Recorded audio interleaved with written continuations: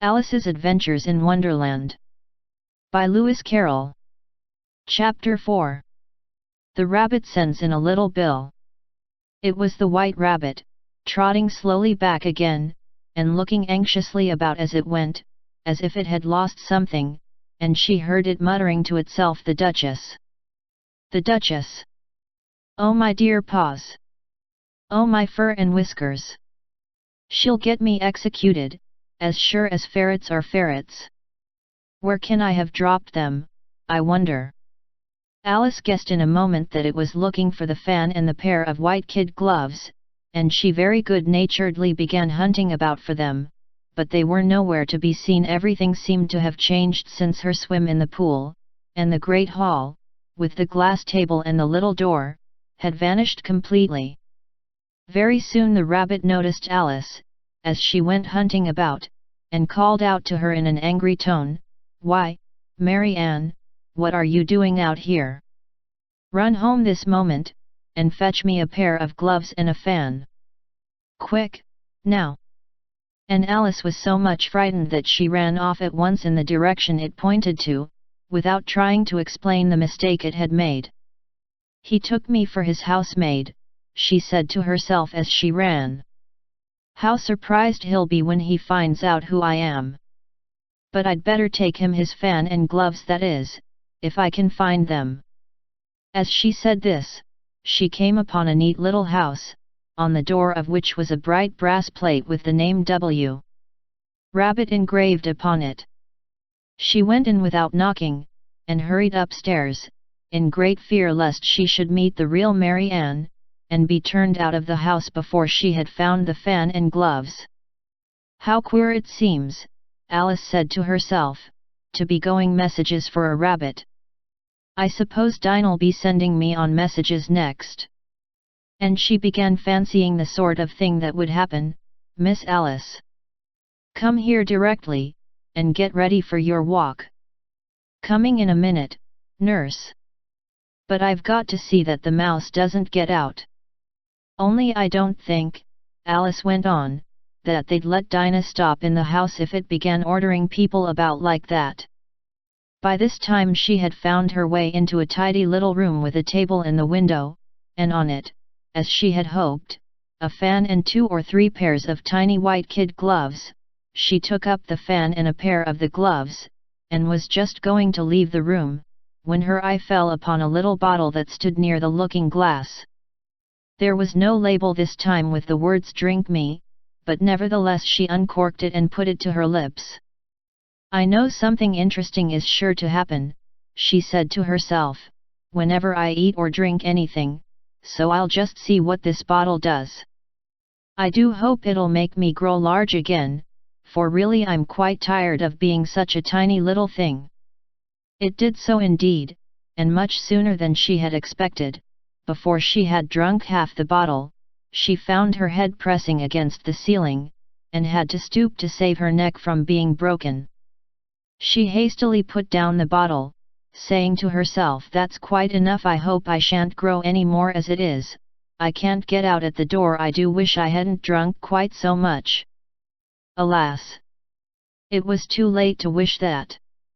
She went on growing, and very soon had to kneel down on the floor.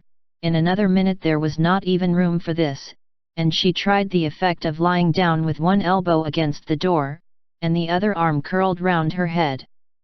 Still she went on growing, and, as a last resource, she put one arm out of the window, and one foot up the chimney, and said to herself, "Now I can do no more, whatever happens. What will become of me?" Luckily for Alice, the little magic bottle had now had its full effect, and she grew no larger. Still it was very uncomfortable, and, as there seemed to be no sort of chance of her ever getting out of the room again, no wonder she felt unhappy.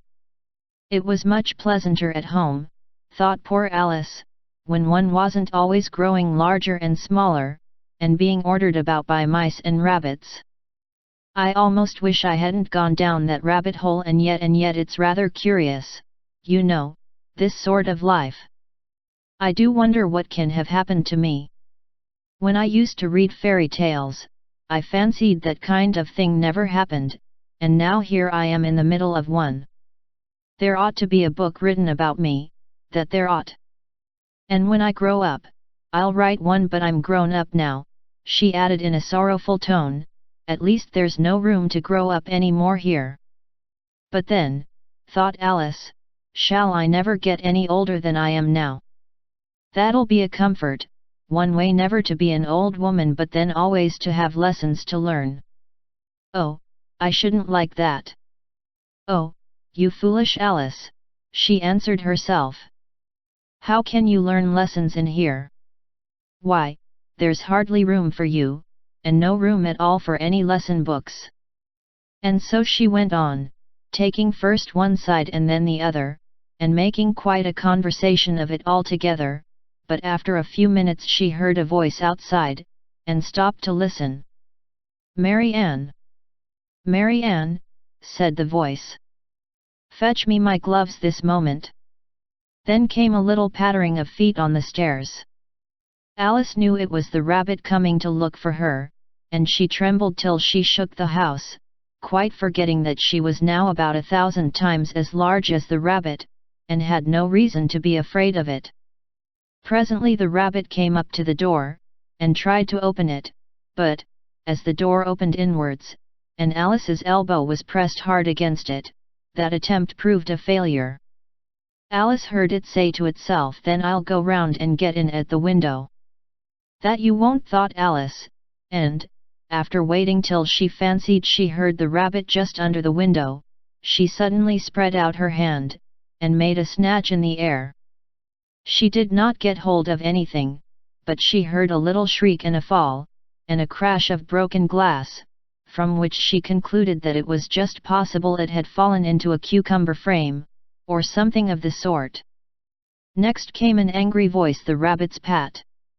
"Pat! Where are you?" And then a voice she had never heard before, "Sure then I'm here." "Digging for apples, yer honor." "Digging for apples, indeed," said the rabbit angrily. "Here! Come and help me out of this." Sounds of more broken glass. "Now tell me, Pat, what's that in the window?" "Sure, it's an arm, yer honor." He pronounced it a room. "An arm, you goose! Who ever saw one that size? Why, it fills the whole window." "Sure, it does, yer honor, but it's an arm for all that." "Well, it's got no business there, at any rate, go and take it away."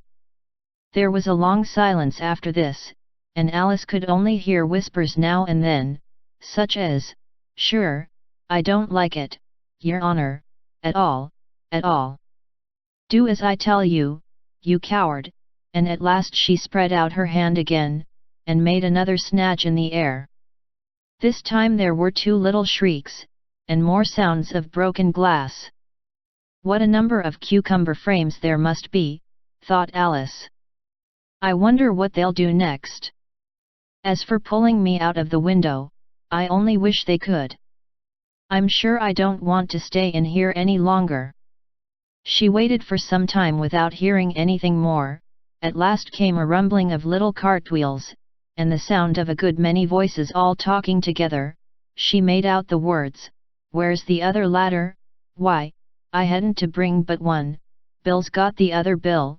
Fetch it here, lad, here, put 'em up at this corner. No, tie 'em together first, they don't reach half high enough yet. Oh, they'll do well enough. Don't be particular here, Bill. Catch hold of this rope. Will the roof bear? Mind that loose slate. Oh, it's coming down. Heads below." A loud crash. "Now, who did that?" "It was Bill, I fancy. Who's to go down the chimney?" "Nay, I shan't." "You do it." "That I won't." "Then, Bill's to go down here, Bill. The master says you're to go down the chimney." "Oh. So Bill's got to come down the chimney, has he?" said Alice to herself. "Shy, they seem to put everything upon Bill. I wouldn't be in Bill's place for a good deal. This fireplace is narrow, to be sure, but I think I can kick a little. She drew her foot as far down the chimney as she could, and waited till she heard a little animal, she couldn't guess of what sort it was, scratching and scrambling about in the chimney close above her. Then, saying to herself, "This is Bill," she gave one sharp kick, and waited to see what would happen next. The first thing she heard was a general chorus of "There goes Bill," then the rabbit's voice along, "Catch him, you by the hedge," then silence, and then another confusion of voices, "Hold up his head, Brandy, now don't choke him. How was it, old fellow? What happened to you? Tell us all about it." Last came a little feeble, squeaking voice. "That's Bill," thought Alice. "Well, I hardly know no more, thank yet. I'm better now, but I'm a deal too flustered to tell you. All I know is, something comes at me like a jack in the box, and up I goes like a skyrocket." "So you did, old fellow," said the others. "We must burn the house down," said the rabbit's voice, and Alice called out as loud as she could, "If you do, I'll set Dinah at you." There was a dead silence instantly, and Alice thought to herself, "I wonder what they will do next. If they had any sense, they'd take the roof off." After a minute or two, they began moving about again, and Alice heard the rabbit say, "A barrowful will do, to begin with." A barrowful of what? thought Alice, but she had not long to doubt, for the next moment a shower of little pebbles came rattling in at the window, and some of them hit her in the face. "I'll put a stop to this," she said to herself, and shouted out, "You'd better not do that again," which produced another dead silence. Alice noticed with some surprise that the pebbles were all turning into little cakes as they lay on the floor, and a bright idea came into her head. "If I eat one of these cakes," she thought, "it's sure to make some change in my size, and as it can't possibly make me larger, it must make me smaller, I suppose." So she swallowed one of the cakes, and was delighted to find that she began shrinking directly. As soon as she was small enough to get through the door, she ran out of the house, and found quite a crowd of little animals and birds waiting outside. The poor little lizard, Bill, was in the middle, being held up by 2 guinea pigs, who were giving it something out of a bottle. They all made a rush at Alice the moment she appeared, but she ran off as hard as she could, and soon found herself safe in a thick wood. "The first thing I've got to do," said Alice to herself, as she wandered about in the wood, "is to grow to my right size again, and the second thing is to find my way into that lovely garden. I think that will be the best plan."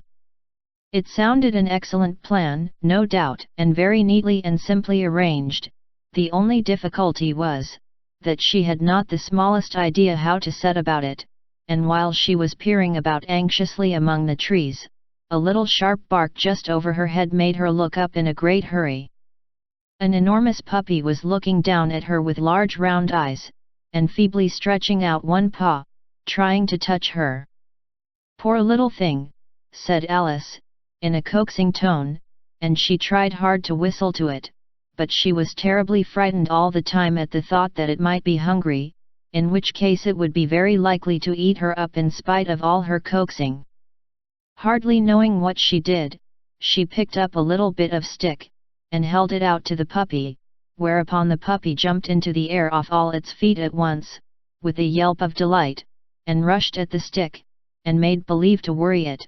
Then Alice dodged behind a great thistle, to keep herself from being run over, and the moment she appeared on the other side, the puppy made another rush at the stick, and tumbled head over heels in its hurry to get hold of it. Then Alice, thinking it was very like having a game of play with a cart horse, and expecting every moment to be trampled under its feet, ran round the thistle again. Then the puppy began a series of short charges at the stick, running a very little way forwards each time and a long way back, and barking hoarsely all the while, till at last it sat down a good way off, panting, with its tongue hanging out of its mouth, and its great eyes half shut. This seemed to Alice a good opportunity for making her escape, so she set off at once, and ran till she was quite tired and out of breath, until the puppy's bark sounded quite faint in the distance. "And yet what a dear little puppy it was," said Alice, as she leant against a buttercup to rest herself, and fanned herself with one of the leaves. "I should have liked teaching it tricks very much, if I'd only been the right size to do it. Oh dear! I'd nearly forgotten that I've got to grow up again. Let me see, how is it to be managed? I suppose I ought to eat or drink something or other, but the great question is, what?" The great question certainly was, what? Alice looked all round her at the flowers and the blades of grass, but she did not see anything that looked like the right thing to eat or drink under the circumstances. There was a large mushroom growing near her, about the same height as herself, and when she had looked under it, and on both sides of it, and behind it, it occurred to her that she might as well look and see what was on the top of it. She stretched herself up on tiptoe, and peeped over the edge of the mushroom, and her eyes immediately met those of a large caterpillar, that was sitting on the top with its arms folded, quietly smoking a long hookah, and taking not the smallest notice of her or of anything else.